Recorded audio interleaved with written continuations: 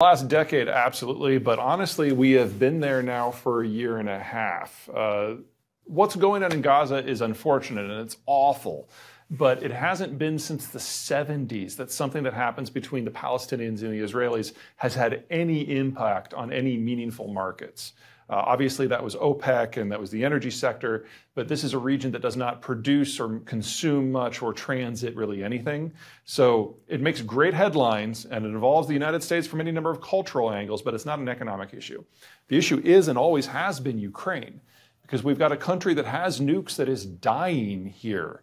And on their way out the door, the capacity of the Russian system to do immense damage is very, very real. So interesting to get, your thoughts that you don't feel the economic burden will be so big. I mean, what about food and the impact on supply chains and energy? I mean, won't those repercussions be felt, Peter? Every single one of those is true for Ukraine.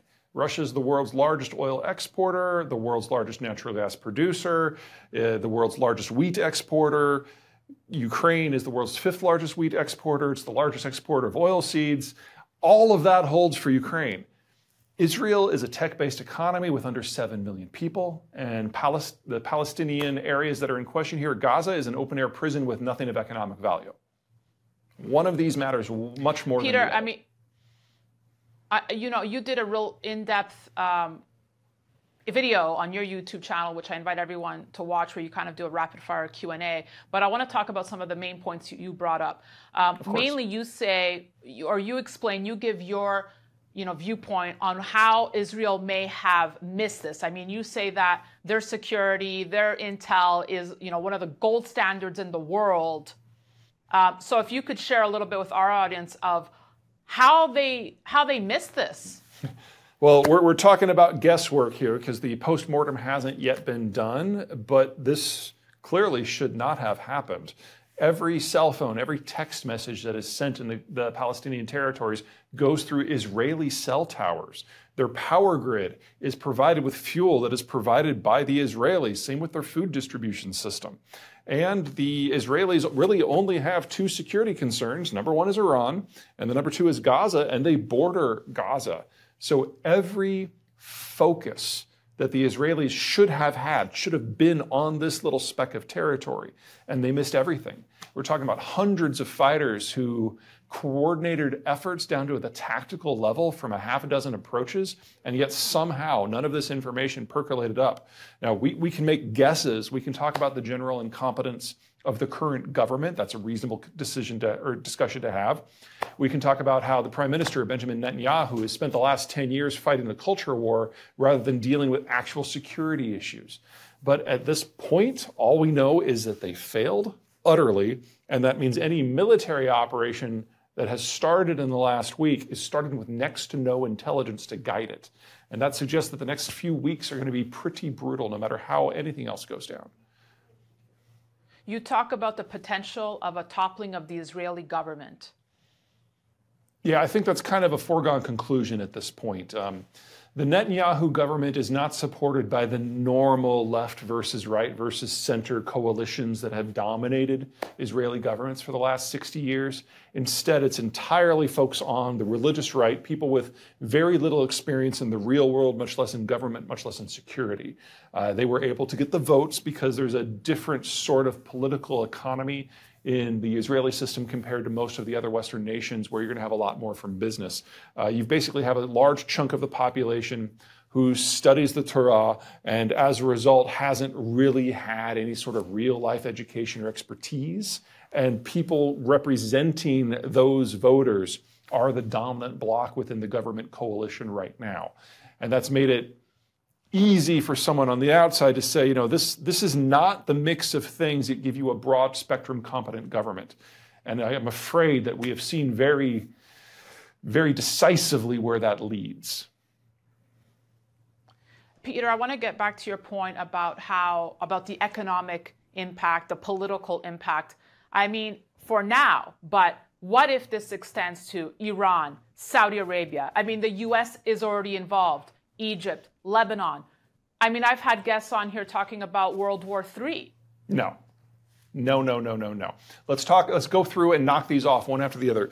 Egypt is an ally, and the Egyptians have actually sealed the border with Gaza for most of the time since Saturday. They loathe the Palestinians, and if you remember, Egypt used to control the West Bank between roughly 1949 and 1973. There's no love lost there. Lebanon is a borderline failed state, and even if Hezbollah were to launch an attack, Hezbollah doesn't have an army. It also doesn't have an economy. So if Lebanon were to fall off the face of the earth tomorrow, from an economic point of view, the issues would be minor. Syria is in a civil war. They're not a concern. Jordan is a satellite that lives on aid, a lot of which is funneled through Israel. So for all of the immediate neighbors, there's really no economic question there to even ask. Iran is a possibility, but the Iranians think of the Palestinians, especially of Hamas, as a disposable asset. Remember that the Iranians are ethnically Persian and religiously Shia versus Hamas, which is ethnically Arab and religiously Sunni. The Iranians see the Palestinians as, at best, apostates. And so there's not as much of a link there as you might think. And even if I'm wrong, and even if the Iranians do get involved, over the course of the last 10 years, Iran's oil exports have dropped precipitously. They only produce about 1 million barrels a day now. I'm not suggesting that if that vanished from the market, we wouldn't feel it, but that's the kind of thing that the system can get along without. The one that matters, the one you brought up, more than everything else put together by a factor of 10, is Saudi Arabia. When the Saudis had an issue with the Palestinians back in the 70s, they created what we now know today as OPEC. And there is an open question of the degree to which the Saudi royal family is going to get involved in this. But it's probably not from the angle that most people think. There's a generational split in Saudi Arabia. You've got the king's generation, King Salman, who thinks the Palestinian cause is worth fighting for. And then you've got the younger generation, Mohammed bin Salman, the crown prince, who just thinks of them as a historical aberration that should not hold down the Saudis at all. Mohammed bin Salman, who will be the next king, wants to just throw the Palestinians under the bus, and the whole idea of a peace treaty between Israel and Saudi Arabia is his idea. So we're going to find out which generation is actually holding the cards in this relationship, and that's going to be very instructive. If I was a betting man, I would say that by the end of this calendar year, the Saudis will have, in essence, declared neutrality, and the talks between Jerusalem and Riyadh will pick up again. Let's just play out, if Iran was involved in the attack, what were they looking to gain? Anything that would sabotage the talks between Saudi Arabia and Israel, the Iranians would see as a plus. Under the Trump administration, Morocco and the United Arab Emirates both basically joined the Egyptians in recognizing the existence of the State of Israel. And if the Saudis were to join that coalition, you can pretty much guarantee that all the other Arab countries in one way or another would follow suit within the next few years. And then you're talking about a very different Middle East. If you've got all the Sunni Muslims with the vast majority of the area's population and economy all on one side facing down Iran, then it doesn't really matter what the United States does, because Iran is then the odd man out, much poorer than the others, and isolated diplomatically and economically. Anything that the Iranians can do to throw a spanner into those talks was a plus. I know we're talking about a lot of hypotheticals here, but if Donald Trump returns to office, how does this change the course of anything? Well, two things. Number one, Donald Trump is going to win the nomination but lose the general. That's a whole different topic we can go into. But hypothetically, if he were to come back, you know those bang snap firecrackers you had as a kid that you just kind of throw them on the ground and makes people jump? Trump in the Middle East is basically throwing handfuls of that every 5 minutes. That doesn't mean he doesn't have an impact. It means he doesn't have an organized impact.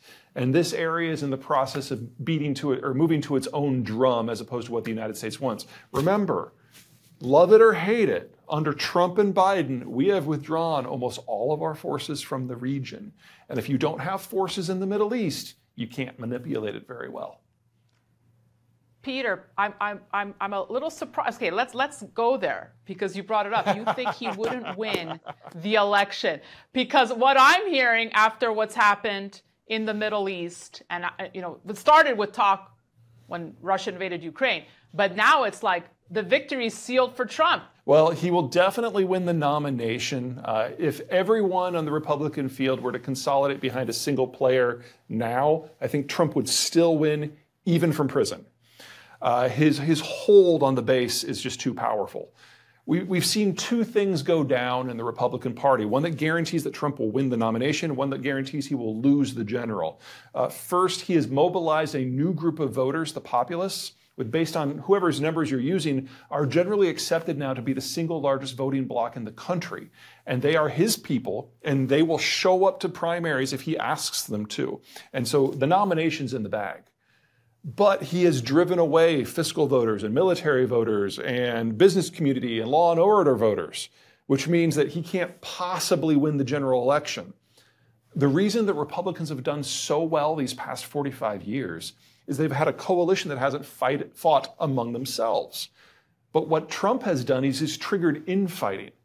And his coalition just doesn't have the numbers if that infighting is happening. This is usually a problem that the Democrats have. Usually they have more numbers but more infighting. Now Trump has created a coalition that has fewer numbers and infighting. And the numbers just aren't there. God forbid the independents show up, because we saw in the midterms that they don't care for Trump very much. And if they did that at the midterms, you can pretty much guarantee they're going to show up at the general. So RFK for you? Well, I think the technical term is waste of skin. But in case of the general election, him running as an independent will split the batshit crazy vote, which is certainly going to help the Biden team win re-election. Okay, interesting. I wanted to bring this up with you. Let's talk a little bit about, you kind of went there, mainstream media coverage of the Middle East war, of terrorism in general. So one thing I had been thinking about, Peter, is where was talk of terrorism during COVID? Did all terrorists just take a sabbatical and say, you know what, we're going to chill out right now? So I went to Statista and looked at number of fatalities due to terrorist attacks. So the height, yes, 2018. But there were still terrorist attacks in 2020, 2021. Now, you may argue, well, they weren't in countries that counted, right? But there was still full-on terrorism. What I'm trying to discuss with you here is the focus on terrorism in media. And would you not agree there was not much talk about terrorism in Syria, Afghanistan, etc. during those COVID years?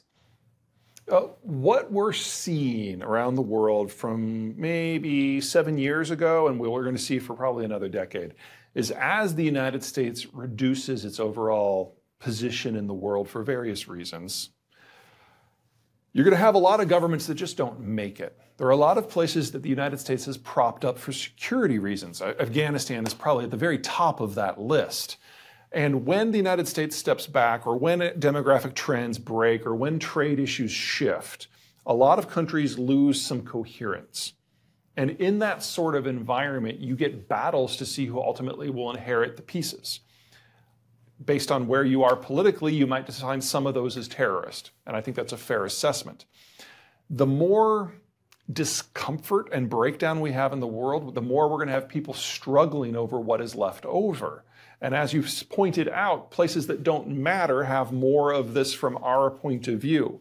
We're going to see a lot more of that. And that means places like Syria and Lebanon and Afghanistan, and to a certain degree Pakistan and India, are going to see more of this sort of activity as the center can't hold on to all of the peripheries. That's kind of hardwired into this point. Now, the reason we haven't discussed that is because most of the places we care about, that hasn't happened to them yet. In fact, if you look at the first world, the only one where that center hasn't held so far is Greece. That means the security issue to this point has been quite manageable. That doesn't mean that's how it's going to continue, though. Well, I mean, again, in New York City, there was a day of, around the world really, but there was just such heightened security on Friday because of this day of jihad, right? So the rise of terrorist activities around the world because of this, Peter, is that a concern for you? Increasing terror activity around the world would be a concern? Absolutely. Increasing terrorist activity here? Not so much. As a rule, when you're fighting over what's left of a system, all of your fights are at home or close to it. So the Kashmiris are concerned with the Indians, the Palestinians are concerned with the Israelis, and so on. Doing a Hail Mary into a different hemisphere to launch an attack doesn't help with local control. You only do that if you're an ideologue and you're trying to get the United States to do something differently. And for Hamas, that doesn't even make the top 10 list. Peter, since it's our first time speaking, I'm curious to get your thoughts on the rise of the BRICS. I mean, we're talking about misfit countries, and here's a group of countries that, you know, we're not usually invited to the lunch table, but now they're all sitting at the same table. Let's get your thoughts on the BRICS. Is it just a lot of hocus pocus nonsense talk, or do you think they're going to be a force to be reckoned with? Well, let me answer your, well, actually, I can answer both of those, no problem. So number one, there's nothing going on yet. In fact, when the South Africa summit happened, the South Africans, the Indians, and the Chinese all said publicly they had no interest in a BRIC currency. They were fine with the dollar. Now, that was missed in the United States because it doesn't match the narrative of this discussion of de-dollarization, which, to be perfectly honest, is not happening. The US dollar is used more in transactions now than ever before. The drop in first world currencies and global trade and currency reserves hasn't been the dollar, it's been the euro. That's what happens when you confiscate insured bank deposits to pay for bailouts, just FYI. That was a bad move. So, no. And there was this lovely discussion between the Indians and the Russians where they were arguing over what currency their trade should be in. And the Russians basically said, I don't want your rubles, or sorry, I don't want your rupees. And the Indians said, I don't want your rubles. And that was the end of the conversation. So that really is going absolutely nowhere outside of the financial papers in the United States. What about talk of a common currency that they're developing, one backed by gold? Yeah. There isn't enough gold on the planet, and the Chinese, the South African Indians have no interest in it. They've said so publicly. And the Russians, to be very clear, don't want a gold-backed currency. They just want everyone to use the ruble. So you think that they'll never come to like a common front? No, there is no constellation of economic forces that all of them subscribe to. I mean, they all obviously have significant trading relationships with the Chinese, but the Chinese manipulate their currency vociferously in order to achieve economic and political gains. So no one wants to use the yuan. Okay. In fact, the Chinese don't want to use the yuan. Well, let's talk China here. Sure. Because I watched an interview you did with Joe Rogan, where you said you believe China's collapse is imminent with only 10 years remaining before potential disaster. And correct me if I'm wrong, a lot of your thesis is tied to the fact you think they're lying about their population. That's much less than reported. I don't think they're lying about their population. In the last 3 months, they've come out and said that their data was wrong. In fact, over the course of the last 3 months, they've updated a lot of their data, and they're now admitting publicly that their birth rate has dropped by 70% in just the last 5 years, which is the sharpest decline of any ethnic group in any era in human history. And the Shanghai Academies of Sciences is saying that even this new update is probably wrong, and they've probably overcounted their population by more than 100 million people. So the scope of the downward slide here is just immense. So it's interesting because before the outbreak of the war in the Middle East, what were we talking about, Peter? We were talking about potential war between USA and China. So what happens to that narrative? I don't want to rule out the possibility of a conflict. I would just say that we don't know. Chairman Xi has sequestered himself, and he's built such a tight cult of personality that even basic information is not percolating up to the top. So he is broadly unaware of the country of which he is ruling now. We've seen a lot of statistics disappear as a result because the people in the bureaucracy think that making this stuff go away is what Xi wants. This is how he basically made due diligence functionally illegal in the country. This is why COVID data isn't even collected anymore. This is why consumer confidence data isn't collected.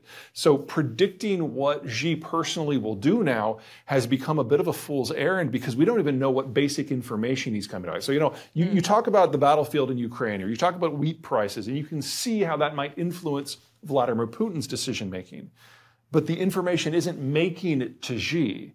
And so we don't know what sort of sea of information he's even operating in, which makes it almost impossible to figure out what he might do. What I can say is when you have this degree of breakdown in information flows, military decision-making kind of goes in the crapper as well. Peter, just to wrap here, as I mentioned at the start, you're a keynote speaker at the Stansberry Alliance conference in Vegas. It's a room full of investors. I mean, what's your message there? We're going through the greatest period of economic change in everybody's lives. I mean, this is what's going on right now with the breakdown of globalization, with demographic flips, with what's going on with the Chinese situation. We haven't seen these sort of shocks since a minimum World War II. And what's different about this, and why it's probably in the end going to be much more dramatic than what we've seen, is the population structures have shifted. After 70 years of industrialization, we've had fewer and fewer and fewer kids in the world as a whole. And a lot of advanced countries, Germany, Korea, Taiwan, China, are going to have so many retirees that they can't function as modern systems because they don't have the young people for consumption or the middle-aged folks for production. This all ends this decade. And that changes financial structures. That changes how we manufacture. That changes how we consume. And we don't have a model at the moment for what it looks like on the other side of this. What I can tell you for sure is that the United States has more time than everyone else, because whatever you want to say about the baby boomers, and there's a lot we can say, they did one thing that their cohorts, their peers, and the rest of the world didn't do. They had kids. And so we've got the millennials, and they will save us all. Wow. That's putting a lot of faith in the millennials, Peter. But I guess it ties in to my opening comments about Jamie Dimon's latest, because whether you agree with him or not, I think it's still a dire warning, and it warrants a new way of thinking that investors have to wake up to. So I mean, let's just leave it with this. One takeaway: how should investors be repositioning themselves? What should they be thinking about at night? Is there anything they can do to be better prepared for these changing demographics and times? Sure. I will never tell people that they should not pay attention to security issues. They have become elevated. They will remain elevated for at least a decade. I agree with Diamond on that completely. However, these changes in population structures are draining the system of capital. We have not, in the next 5 years, we're going to have a capital system where capital is so scarce and so expensive that we have nothing in living memory to compare it to. And if you are in an environment where you have capital in that world, wow, you're going to feel really important because you. I mean, everyone's curious, but it doesn't get to the core of what I normally do, but there's plenty of other things going on. So. Well, maybe we can touch on those, but I know I have you for a very short amount of time, so I want to dive right in. Sure. And but first, I want to make sure that everybody knows to follow you on social channels and subscribe to your YouTube, because you walking around anywhere, whether it's Colorado or anywhere around the world, and just pausing, and sometimes not even pausing, continuing to walk, talking about these global, geopolitical issues with such. Ease might be the wrong word, but with such clarity and conviction, the same way that you write. But as you're just hiking through the tundra or something, it's remarkable. So everybody should sign up for those and watch those whenever you drop them. Do you have a deer headgear chandelier behind you? There it is. I am in a semi-undisclosed location writing, so this is not my house. Utah. It is. We do have one in our house as well, though. It is very, very well. You're in Colorado. You must see this sort of thing. Yeah. No, I haven't been in the house long enough to be able to convince myself that this is not necessary to happen, but I'm close. Maybe I'll have to send you one. But I wanted to talk to you, obviously, about what's going on in Israel, Hamas, how that ties in more globally with Hezbollah, Iran, possibly Russia, and the United States response. So, what were some of your initial thoughts when you first heard of the attacks on Saturday? Well, the single biggest deal is that this should have been detected. Hamas is the group that the Israelis are most concerned about monitoring. And in theory, they have them shot through with plenty of human intelligence gathering operations. And of course, it's right on their border. So signals intelligence should be pretty good. And the idea that you could have conservatively 500 Hamas fighters, probably closer to 1,000, cross the border in a surprise assault that from 20 different vectors using a half a dozen different transport methods, and none of it was detected before it went down. That is an intelligence failure that is just colossal. This isn't like 9/11, where it was some fringe group using a novel method of attack.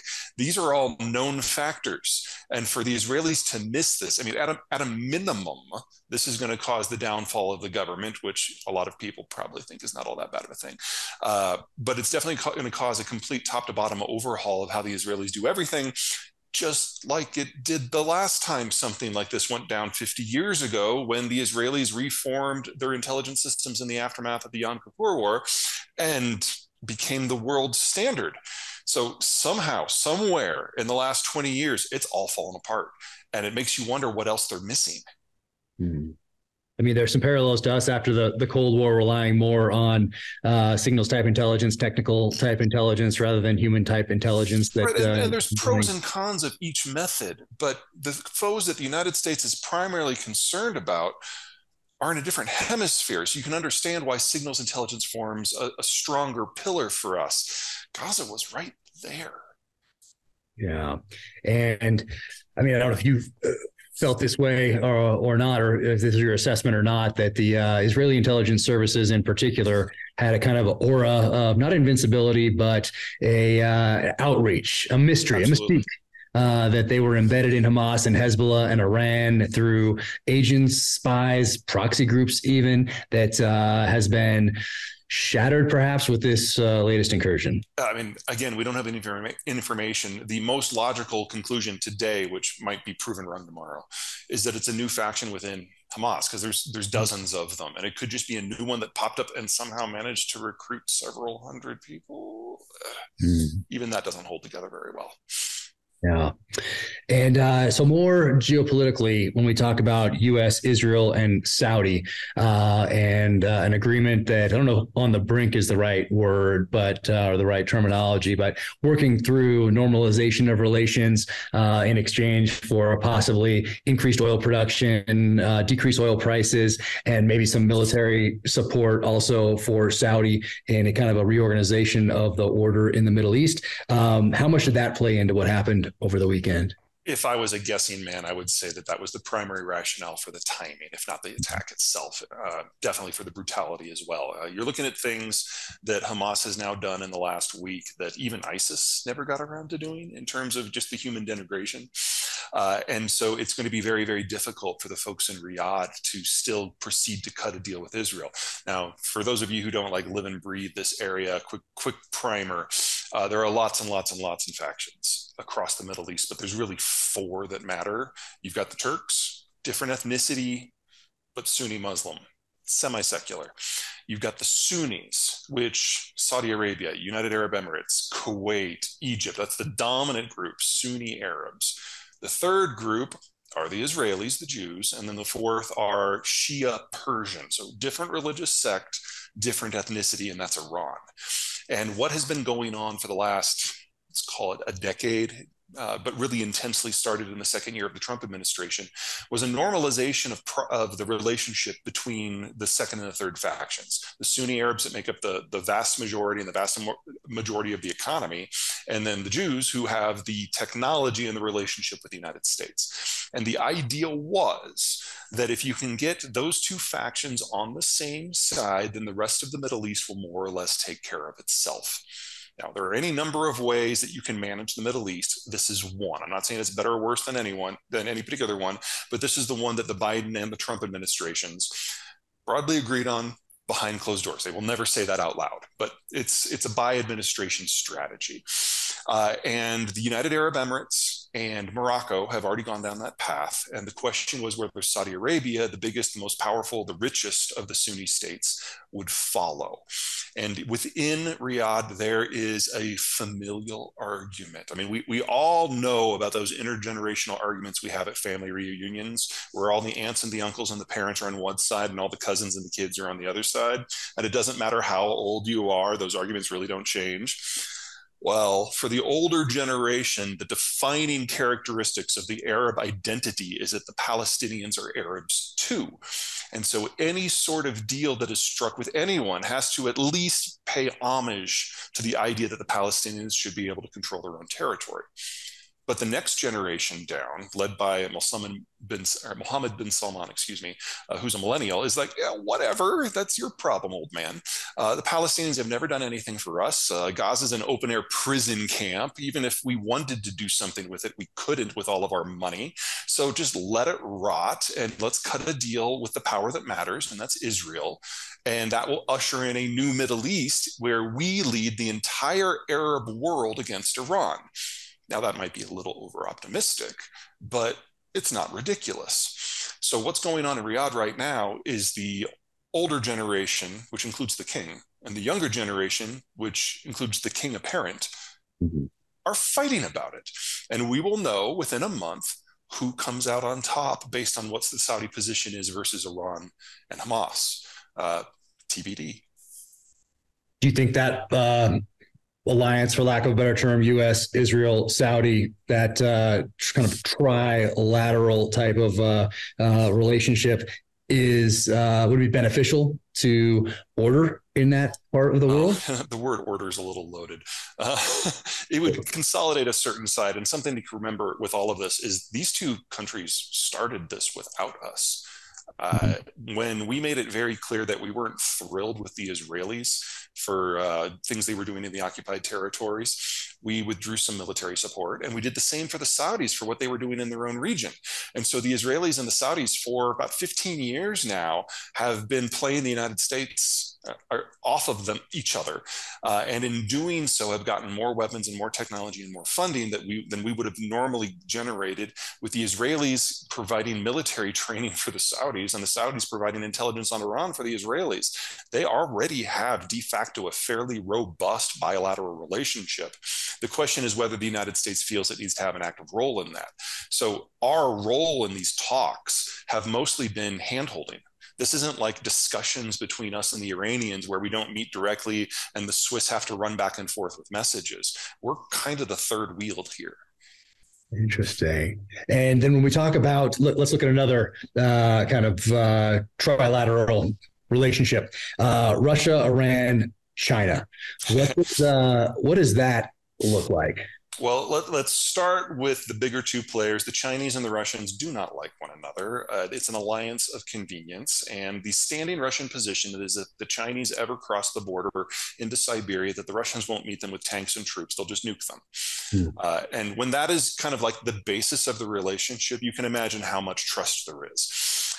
They don't like each other. It's a marriage of convenience at the time. The Chinese really, really, really are enjoying the stalemate that has erupted in the Ukraine war, because it means everybody's eyes are over there rather than on China. And that's convenient. And it's in many ways the flip of what the Russian position was when the Americans were facing off against the Chinese during the Trump administration. They were like, hey, this is great. We can start moving things into play to grab territory we want while the Americans are focused over there. So there is absolutely no love lost. Alliance of convenience. That doesn't mean irrelevant. It's just if circumstances evolve, they will stab each other in the back in seconds. Iran doesn't get along with either the Russians or the Chinese nearly as well as they get along with one another. The Iranians look down on the Chinese as an inferior society. The feeling is mutual. And the Russians and the Iranians have fought any number of wars over the Caucasus. And whenever Azerbaijan decides to get a little uppity, the Iranians get really pissed off, because for the Russians, the Azerbaijanis are not a threat. They're small, they're remote. There's some arguments over energy transport policy, but nothing really that cuts to the core of Moscow's interests. but the single largest minority in Azerbaijan, or excuse me, the single largest minority in Iran are Azerbaijanis. And so the very existence of an independent Azerbaijan, Iran sees as a threat. And now that the Russians are pulling out of the Caucasus and Azerbaijan is taking the fight to Armenia, for Russia, they always knew they were going to sell out their Armenians. But for the Iranians, this is like the last brick in the wall breaking away to generate what they're fearing is going to be an irredentist Azerbaijan right on their doorstep with unofficial Russian blessing. So any collaboration between the Russians and the Iranians is through clenched teeth. It's not that the two players don't see a reason to cooperate. This area is messy. Everyone has been an ally or an enemy at one time or another, or both. But there's no love there. And the Iranians are fully aware that in the Russian eyes, at best, they're a distraction to be used. And it's entirely possible that today, while the Russians may, emphasis on the word may, have had a finger in what's going on with Hamas, and that may be something that the Iranians are broadly in favor of, they'll, again, sell each other out in a second if they think they can get a better deal from the United States. Interesting. I have so many questions about that Russian fingers involvement and the how and the why. But pivoting to China, didn't they sign was it a 2 years ago, a 25 years, some sort of strategic partnership with Iran? Yeah, whenever you see the Chinese or the Russians sign a strategic partnership, that's the code word. That means it doesn't mean anything. Okay, but are they the largest trading partner? Is it all crude oil? I don't know offhand if they're number one. If not, they're pretty close. But remember, Iran doesn't trade very much. So they've got a much slimmed down oil portfolio, and they import most of their food. And that's about the end of the trading relationship. And when we look at the U.S. sending carrier battle group, possibly two, into the Med as a sign to Lebanon, Hezbollah, Iran to not come in from the north and not turn this thing into a broader conflict. Is that the point, deterrence, or is the point being there to take advantage of the opportunity to go in and hit whatever sites we've been wanting to? Let me be clear. If it wasn't for the hostage situation, the U.S. would have no interest in being anywhere near this. But one of kind of the unofficial agreements that you make with the U.S. government, if you're a citizen, is that no matter where you are, no matter what you've done, no matter your circumstances, no matter your crimes, we will come for you. And as soon as we know where those hostages are, we will go in hard. We will not subcontract that out to a third party. And that's why the carrier is in place. And that's the only reason the carrier is in place. People like to say, oh, this is a deterrent for Hezbollah, but we're not going to get involved in that because it's not the sort of situation that a carrier can fix. If you want to root out Hezbollah, very different circumstances from Hamas. Hamas is several thousand, several tens of thousands, several 100,000, don't know what the number is, among a densely populated open air prison of 3 million people, and going door to door through that to clear it out. Even if we threw the entire US military at that, that would not be enough for that job. So I do not envy what's in front of the Israelis or in front of the Palestinians on that front. There is no way that is going to be anything but hideous. Lebanon actually has terrain. It's mountainous, there are forests, and so it's a more traditional Afghan style operation, if you will, and we want nothing to do with that. We had 20 years of that. Thank you, we're done. Do you think nuclear supremacy in the Middle East plays into any of this? I saw something, I think it was in the Times of Israel, with Netanyahu suggesting that Saudi Arabia get some sort of Iranian enrichment program going. Do you think there's some sort of tacit agreement that with that nuclear power, energy, possibly weapons are involved in the Israel-U.S.-Saudi side of things? Not in the short term, at least. Probably not in the midterm. The Israelis, I don't think, have a nuclear power system. Yeah, I don't think so. But they do have a couple hundred tactical nukes, which are more than enough for their strategic needs. They might. They're very cagey on this, have a few city flatteners just in case Iran gets too uppity. But that's all designed as a last ditch. This is what we do when The Last of Us is going into the ocean because we've been overrun sort of play. They don't have a strategic doctrine for anything less than that. As for the Saudis have a lot of military stuff on paper, but it's all shrink wrapped and stored in air conditioned warehouses. And they only very, very recently started training on any of it themselves when they came to the conclusion that the US really had no interest in coming to pull them out of the fire if they pick a fight with someone, including Iran. Iran, of course, has a nuclear weapons program, but has not been able to create a device, much less a deliverable weapon. And to be perfectly blunt, it's not clear that they're going to be able to. They probably will be able to get enough fissile material to do it. But Iranian engineers are not world class, and they were not world class by definitions in the 1940s, much less today. So I would think that if the Iranians were ever going to get a weapon, they would have done it already. But if I'm wrong, and they are closer than I think, then I will bet my entire life that the Saudis will go to Pakistan and purchase a few nukes the next day. Saudi technical acumen is significantly below that of Iran's, but they've got a really big checkbook. And there are some people out there who have nukes who, with the right number, would sell. And the Saudis have already set that up. So it can happen very, very quickly should they feel so pressed. But the US will have nothing to do with that. If anything, the US would do a significant amount of things to prevent it from happening, but I don't think we could stop it. Interesting. Future of Gaza. What do you see, whether it's short term, let's say 2 weeks to a month, and then 5 years out? Has the paradigm changed based on the level of violence against civilians over the last few days? Well, let's start at what it was before the assaults. This was an open air prison camp. This is an area that has no economic reason to exist. It is a prison camp. And as such, there is no meaningful trade. It's dependent upon the outside world for over 90% of their food and 100% of their energy. Those supplies either come from Israel directly as a kind of a drip feed just to keep the place quiet, or international donations, and that is the entire story. So while I don't obviously do anything but vomit when I see what has happened and what Hamas has done, you have to admit, when the best that you could hope for is to be mayor of a prison camp, that's the height of social and technological achievement in Gaza. You can understand why some people choose some darker paths. They'll never get back to where they were.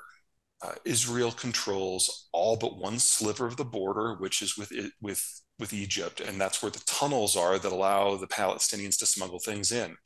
At a minimum, the minimum response that we will see out of Israel is clearing out an area maybe a quarter of a half mile thick and compressing the prison even a little bit more to make sure that none of those tunnels can ever be used again. And these people will be completely at the mercy of whatever the Israeli political system allows. And I don't see another way out of that, because the Egyptians are the only other country in play here. They're on the wrong side of the Sinai to project power here. And even if they could project power, they're not going to do it to free Gaza, because even if the walls went away tomorrow, then it's an open air prison camp with fewer walls. There is not a future here. And now that we've seen very clearly that Hamas cannot not only patrol its own territory to prevent things like this from happening, but actually encourage things like this to happening. There is no administration that can go in there and fix this.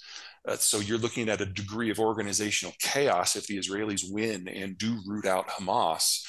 And if they fail, then you're talking about a state of on again, off again, open warfare with a people that have nowhere to go. The humanitarian scale of what's about to happen is going to be horrific. Yeah.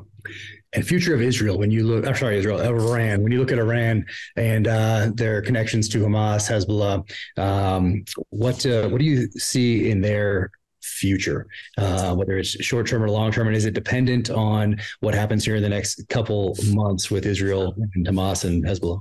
Well, from our last talk, we talked a lot about China and Russia and how we're going to both outlive both of those countries. We're not going to outlive Iran. Iran's been around for a very long time. It's had good government continuity over most of the 4,000 plus years that Persia has been in existence in some form. And the ruling class isn't one person like it is in China. It's a group of 10,000 mullahs. So even the world's most aggressive assassination campaign can't wipe that out. In addition, it's mountainous. So the military challenge of ever defeating Iran in any circumstance is almost impossible. That doesn't mean it's going to be a dynamic economic power. That doesn't even mean it's destined to be a long-run oil exporter, but it does mean it's durable. No matter how this goes down, Iran will survive this just fine in the short run. The question, of course, is in Riyadh. So the Iranians, I would be shocked if we don't find the information relatively soon that they helped shape this operation and helped support Hamas. But again, everyone in this area has been a friend. Everyone in this area has been a foe. Hamas is Sunni and Arab, whereas Iran is Shia and Persian, and they think of each other as apostates. They are convenient allies for the moment, and from the Iranian point of view, entirely disposable. So if they can get someone that they think is an apostate to do some horrific things in order to break up the potential alliance between two other apostate groups, for them, there's no downside here. And even odds, they're going to get their way. But even if they don't, they have demonstrated that they have the capacity to manipulate groups 1,000 miles away in ways that no one can detect. From their point of view, there's no downside here. From their point of view, there's nothing but potential successes ahead of them, because if they really did have a role in this, then there's no reason to expect that they can't do it again with another group that maybe is even a little bit more ideologically allied, such as Hezbollah, who are Shia. Interesting. Do you think this was a Pyrrhic victory for Hamas? One of they will tout as the most successful operation in their history. But did it change the dynamic enough in that the gloves essentially have come off, and the restraint, when you look at capability of the Israeli military and what we thought of the Israeli intelligence services, the restraint that they have essentially exercised over the last decade, little over a decade, is that a thing of the past? Yeah, probably. It's difficult to clear inside the mind of somebody who has an ISIS-like approach to the world. But it appears to be that the thinking is if we kill enough Israelis openly, publicly, obviously, brutally, that they will roll into Gaza. And even if we can turn it into a kill box and kill 10,000 Israeli soldiers, and even if every single one of us dies, the process of the Israelis doing that will kill so many civilians that had nothing to do with this, that the world will condemn Israel in a way that actually means something.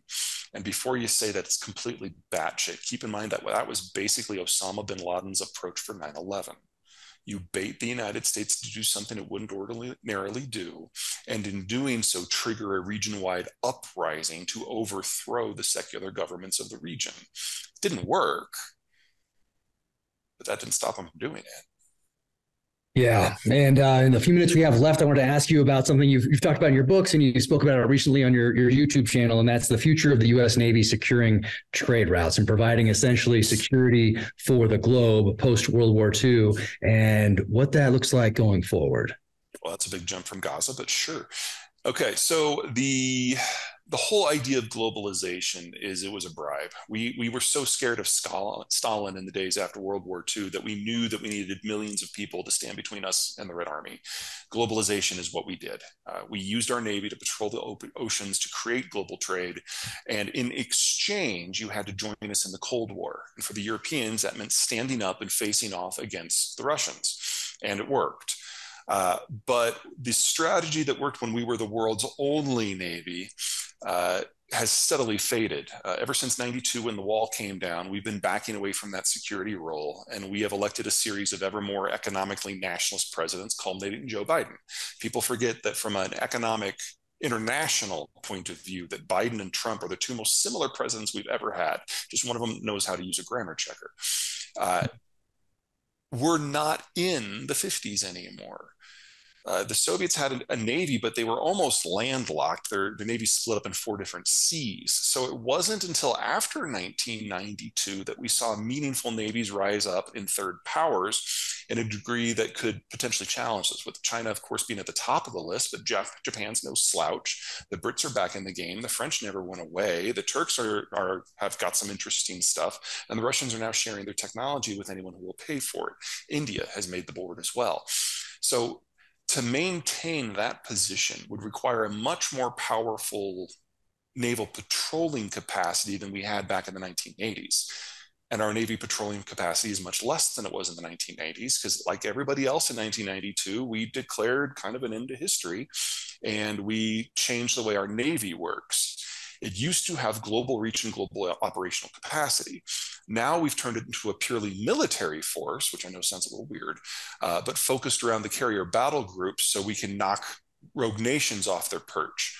So we today have 12 of those, and all of our ships are basically committed to providing the defensive rings around the carriers. And they're the most powerful military platforms and units in human history, but we no longer have a large enough fleet in numbers to be everywhere at once like we used to be. And there are challenges in most of those places. So we would need probably 700 or 800 destroyers to provide global maritime security. We only have 70. And at any given time, half of those are with the carriers. So we're not in a position to even theoretically try. So the first time someone takes a shot at a civilian vessel and we're not there, that's going to unwind a whole lot of things that we've become used to, everything from electronic supply chains to global oil. Yeah, and I ask about it because of if 2 or even 3 battle groups are heading 2 to the Med, 1 up maybe in the Strait of Hormuz, perhaps, what that means for the rest of the world and what that means. This is more carrier activity than we've had in this part of the world in almost 20 years. And that means it has to come from somewhere else. Correct. Yeah. So 10 years from now, 20 years from now, these countries who have been enjoying this protection of trade routes for the most part from the United States, how does that change the balance of trade? Oh, well, global trade will go away. It will be regional in areas where local powers can provide their own maritime cover. The Western Hemisphere, I think, will broadly be fine, and we'll have some partners in Southeast Asia, plus Australia and New Zealand. And Japan, a bit of a surprise from 10 years ago, is basically joining that club. So there still will be, global trade, if you want to call that. It's more a series of regions that might be able to find some partnerships. But the hilarious thing is the country that has benefited the most from this globalization structure and the American security overwatch this whole time has been China. They're by far the country that's most dependent upon being able to send civilian vessels anywhere and anywhen at any time. And wow, they're screwing the pooch. There are a lot of people who talk about the Chinese playing the long game and being very well thought out. And I'm like, no, it's a cult of personality. It's one dude making policy in a room by himself, and he's doing so many stupid things. And challenging the US Navy is probably just the height of idiocy, because that is the backbone for his country's economic existence, not success, existence. They import 3/4 of their energy, and they import 3/4 of the stuff that allows them to grow their own food. And that's before you start considering the income that comes and the technology that arrives because of their play in global electronics. All that is being pissed away. That's why I love talking to you. And I know I got to let you go. If there's one thing that you wish Americans would think about, understand about the situation in Israel with Hamas right now, what is that one thing? There's no win here for anyone. So be careful who you condemn. Interesting. And is there a new book on the horizon? What do I have to enjoy next? If everybody's read your book, read them all. On that.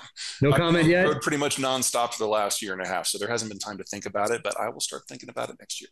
All right. Well, keep me posted. I can't wait to read it, whatever it is. And anyone else listening out there, be sure and follow Peter on those social channels.